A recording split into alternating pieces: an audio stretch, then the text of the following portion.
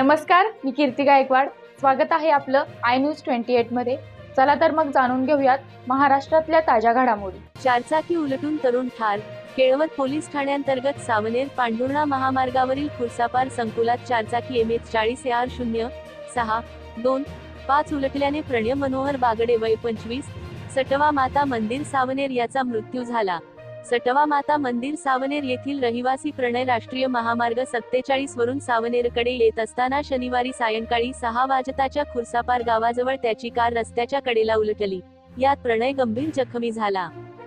सामाजिक कार्यकर्ते हितेश बनसोड व केळवद पोलिसांच्या मदतीने त्याला गंभीर जखमी अवस्थेत सावनेरच्या शासकीय रुग्णालयात नेले असता डॉक्टरांनी प्राथमिक उपचार करून त्याला नागपूरच्या वैद्यकीय रुग्णालयात रेफर केले. तेथे उपचारादरम्यान रात्री 8:30च्या सुमारास प्रणयचा मृत्यू झाला.